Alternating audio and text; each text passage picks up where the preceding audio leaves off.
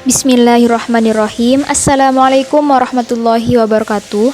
Di sini saya Fi Insyatirodiyah akan menjelaskan Majelis Tarjih Muhammadiyah dan metode istinbatnya. Makna tarjih. Menurut bahasa, kata tarjih berasal dari kata rojaha, yang berarti memberi pertimbangan lebih dari yang lainnya. Menurut istilah, tarjih adalah usaha yang dilakukan mujtahid untuk mengemukakan satu di antara dua jalan yang bertentangan, karena adanya kelebihan yang nyata untuk dilakukan tarjih tersebut. Adapun arti dari manhaj tarjih adalah pedoman beristinbat yang digunakan para ulama Muhammadiyah. Unsur-unsur tarjih. Yang pertama yaitu adanya dua dalil, dengan syarat dalil bersamaan martabatnya, bersamaan kekuatannya, dan keduanya menetapkan hukum yang sama dalam satu waktu. Yang kedua yaitu adanya sesuatu yang menjadikan salah satu dalil itu lebih utama dari yang lainnya. Pokok-pokok manhaj majelis tarjih. Pada tahun 1985 sampai 1990, yaitu tepatnya pada tahun 1986, setelah Muktamar Muhammadiyah ke-41 di Solo, Majelis Tarjih baru berhasil merumuskan 16 poin pokok-pokok manhaj tarjih Muhammadiyah. Dalam memutuskan suatu masalah, maka lajnah tarjih menggunakan dalil-dalil Al-Quran dan Sunnah makbulah yang dapat diterima otentisitasnya, namun tidak menutup jalan ijtihad. Untuk lebih jelasnya, berikut pokok-pokok manhaj majelis tarjih. Yang pertama yaitu di dalam beristidlal. Dasar utamanya adalah Al-Quran dan As-Sunnah As-Sohihah. Ijtihad dan istinbat atas dasar ilah terhadap hal-hal yang tidak terdapat dalam nas dapat dilakukan, sepanjang tidak menyangkut bidang ta'abbudi, dan memang hal yang diajarkan dalam memenuhi kebutuhan hidup manusia. Dengan perkataan lain, majelis tarjih menerima ijtihad, termasuk qiyas, sebagai cara dalam menetapkan hukum yang tidak ada nasnya secara langsung. Selanjutnya yaitu dalam memutuskan sesuatu keputusan, dilakukan dengan cara musyawarah. Dalam menetapkan masalah ijtihad digunakan sistem ijtihad jama'i. Dengan demikian, pendapat perorangan dari anggota majelis tidak dipandang kuat. Selanjutnya yaitu tidak mengikatkan diri kepada suatu madhab, akan tetapi pendapat-pendapat madhab dapat menjadi bahan pertimbangan dalam menentukan hukum, sepanjang sesuai dengan jiwa Al-Quran dan As-Sunnah atau dasar-dasar lain yang dipandang kuat. Selanjutnya yaitu berprinsip terbuka dan toleran dan tidak beranggapan bahwa hanya majelis tarjih yang paling benar. Keputusan diambil atas dasar landasan dalil-dalil yang dipandang paling kuat yang didapat ketika keputusan diambil, dan koreksi dari siapapun akan diterima. Selanjutnya yaitu di dalam masalah akidah atau tauhid hanya dipergunakan dalil-dalil mutawatir.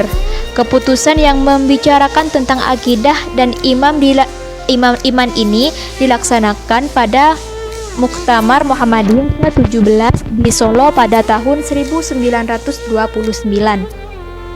Selanjutnya yaitu tidak menolak ijma' sahabat sebagai dasar suatu keputusan.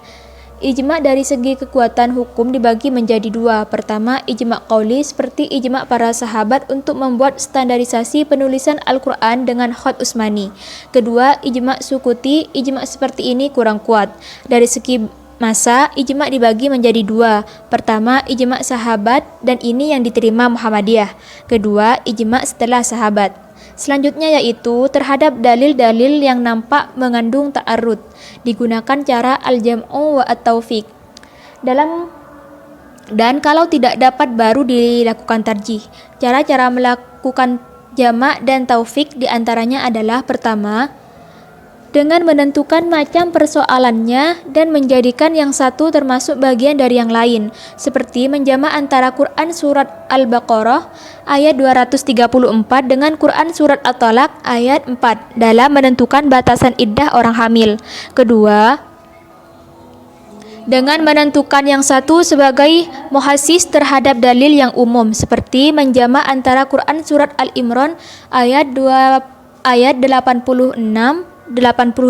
dengan Quran Surat Al-Imran ayat 89 dalam menentukan hukum orang kafir yang bertaubat, seperti juga menjama' antara perintah sholat tahiyatul masjid dengan larangan sholat sunnah ba'da asar.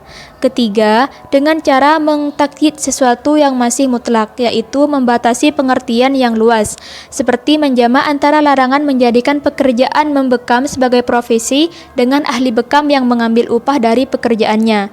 Keempat, dengan menentukan arti masing-masing dari dua dalil yang bertentangan, seperti menjamak antara pengertian suci dari haid yang berarti bersih dari darah haid dan yang berarti bersih sesudah mandi.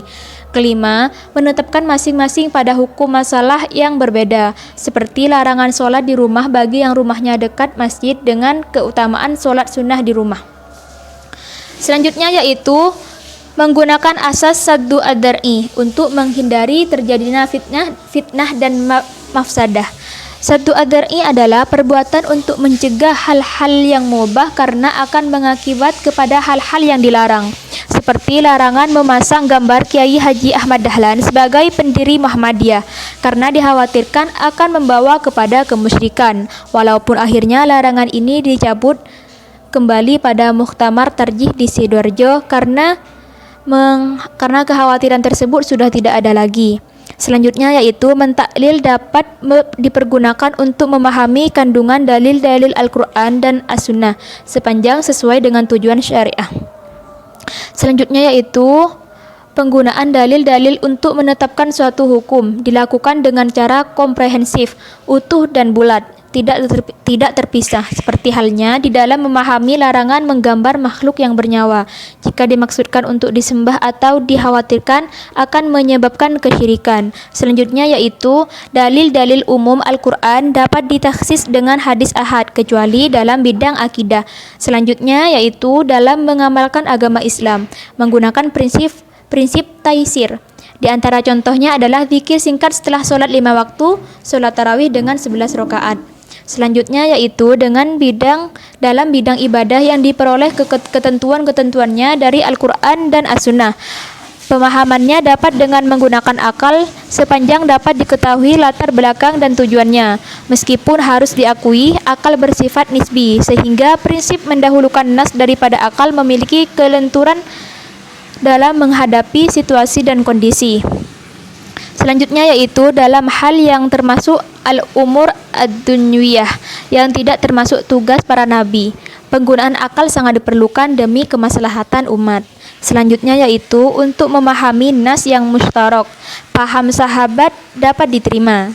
Yang terakhir yaitu dalam memahami nas maka zahir didahulukan dari takwil dalam bidang akidah, dan takwil sahabat dalam hal ini tidak harus diterima, seperti dalam memahami ayat-ayat dan hadis yang membicarakan sifat-sifat dan perbuatan Allah Subhanahu wa taala, seperti Allah bersemayam di atas arsy, Allah turun ke langit yang terdekat dengan bumi pada sepertiga akhir malam, dan contoh yang lainnya. Cukup sekian dari saya. Terima kasih. Wassalamualaikum warahmatullahi wabarakatuh.